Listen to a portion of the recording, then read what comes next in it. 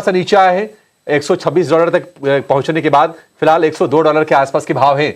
तो आपकी रणनीति क्या होनी चाहिए, ये जरा समझते हैं और अपने साथ जोड़ते हैं एक महारथी एक्सपर्ट को। हमारे साथ इक्वानिमिटी वेंचर्स एलएलपी के फाउंडर राजेश सहगल जुड़ गए हैं। राजेश जी, बहुत शुक्रिया आपका समय देने के लिए, स्वागत है आपका। राजेश जी, पिछली बार जब बात हुई हमारी और इस बार जब बात हो रही है तो युद्ध के साए में ही बातचीत हो रही है और बाजार भी दिशा की तलाश करते हुए दिखाई दे रहा है। आपकी राय क्या है निवेशकों के लिए, अभी क्या करना चाहिए मार्केट में? क्या आपको लगता है कि द वर्स्ट इज बिहाइंड और अब बहुत अच्छा समय है अगर किसी को पोर्टफोलियो बाइंग करनी हो तो? मैंने यही प्रश्न सबके इन्वेस्टमेंट थीसिस में अभी घूम रहा है कि वॉर का क्या इम्पैक्ट होगा, वॉर होगी नहीं होगी, वॉर खत्म हो गई या नहीं हुई है या और छिड़ी।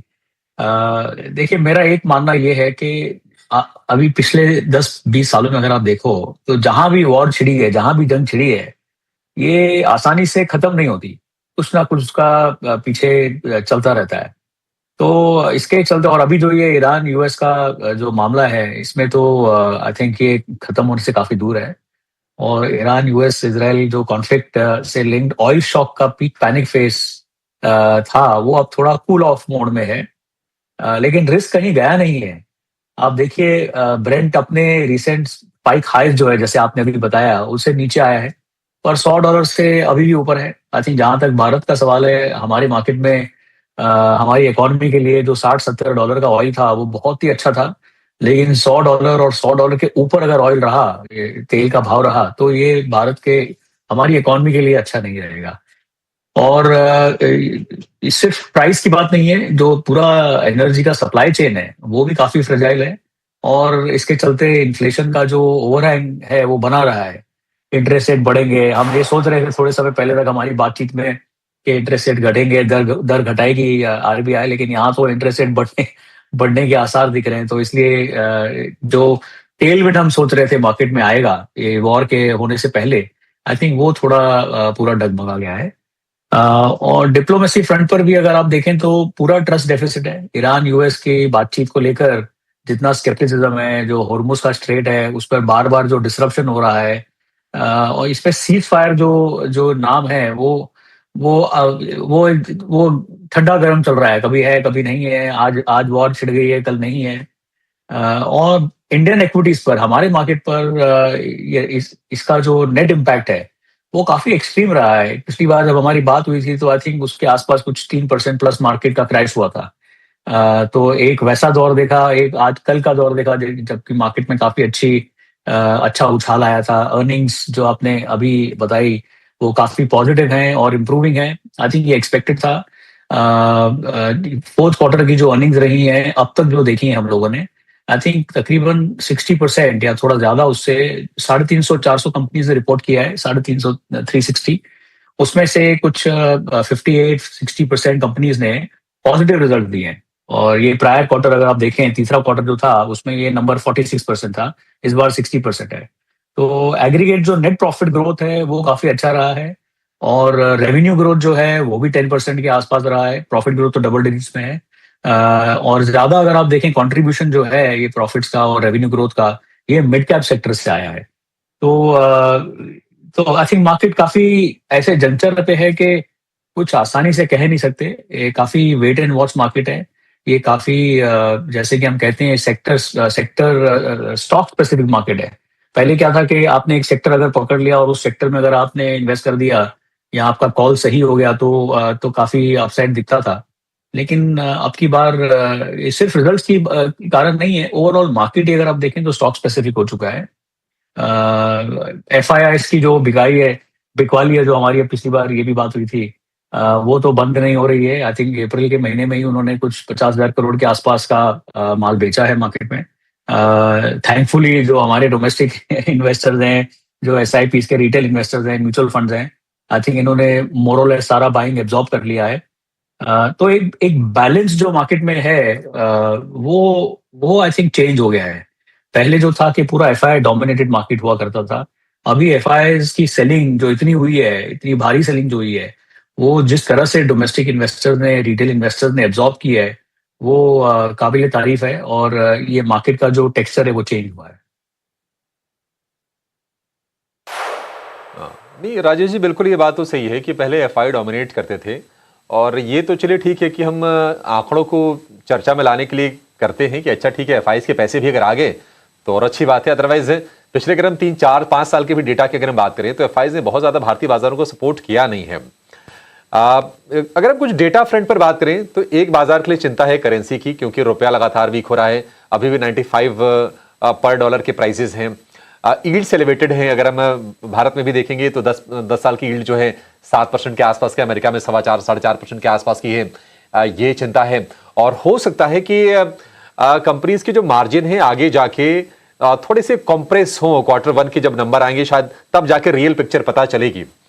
आपको लगता है कि इन सारे सवालों का जवाब कच्चा तेल दे देगा? अगर क्रूड में अगर गिरावट आ जाती है तो ये सारे कंसर्न्स भी हवा हो जाएंगे?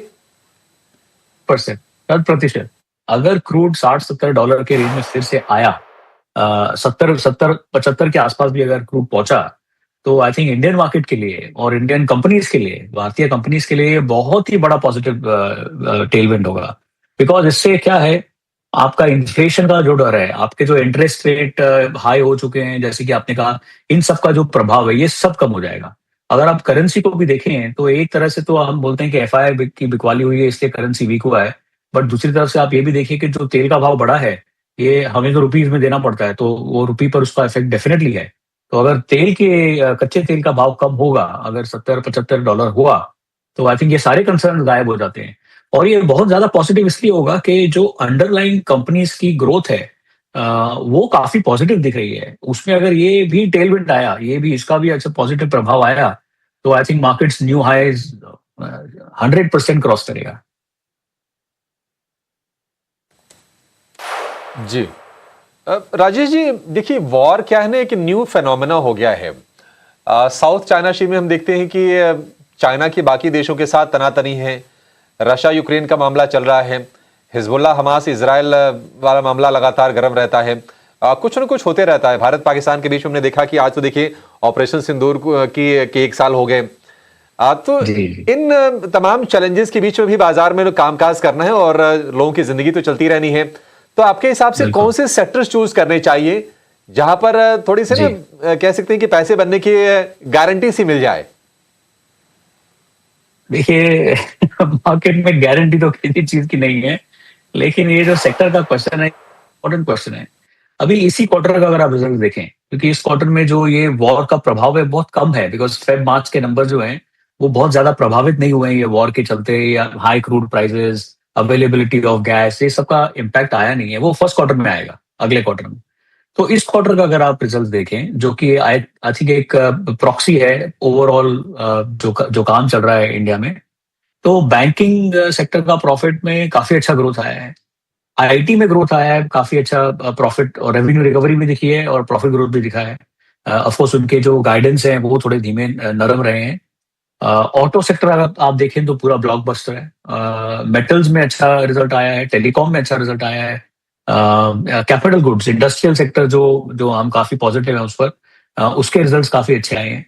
तो ये काफी सेक्टर हैं जिनमें रिजल्ट्स बहुत अच्छे आए हैं। और वॉर का जो इम्पैक्ट होगा, जो प्रभाव होगा, क्योंकि तेल का भाव बढ़ जाएगा, तेल की अवेलेबिलिटी शायद कम हो जाए, आई थिंक उन सबका इस सेक्टर पे, हर सेक्टर पे प्रभाव पड़ेगा। इन सेक्टर्स पे जिनका रिजल्ट अभी अच्छा है, इन पे इसका प्रभाव कम होगा। बट अगर आप एफएमसीजी देखें, जो रूरल रिकवरी पे डिपेंडेंट है, आई थिंक वहां पे थोड़ा कंसर्न है। यहाँ थोड़े थोड़े अगर आप रिजल्ट्स में यूटिलिटीज को देखें, जिसमें काफी इन्वेस्टमेंट्स हो रही हैं, जो एक्सपोर्ट ओरिएंटेड कंपनीज हैं, उनमें एक तो रुपए के गिरावट से काफी हेल्प हुआ है, लेकिन काफी मार्केट्स जैसे कि यूएस मार्केट बहुत बड़ा मार्केट है, वो उनके लिए बंद है। मिडिल ईस्ट जो बहुत बड़ा मार्केट है, उसमें सेल्स सबकी कम हो गई है। तो ये मिक्स बैग रहेगा, इसलिए मैंने कहा कि ये काफी स्टॉक स्पेसिफिक मार्केट हो गया है। इसमें सेक्टर तो मैंने जैसे कहा जो स्ट्रॉन्ग सेक्टर है जिनमें रिजल्ट अच्छे आए हैं, लेकिन ये सेक्टर इन्वेस्ट करने वाला मार्केट नहीं रहा। जी ठीक है राजेश जी, बहुत शुक्रिया, आज आपने समय निकाला हमारे लिए विशेष तौर पर, और आपने तमाम जो क्रूशियल पॉइंट्स हैं, जो आजकल बहुत ही प्रासंगिक जो मुद्दे हैं, उनको लेकर आपने अपने विचार और राय हमसे आपने साझा किए। Thank you so much sir. चलिए शो को यहीं पर समाप्त करने का समय हो गया है।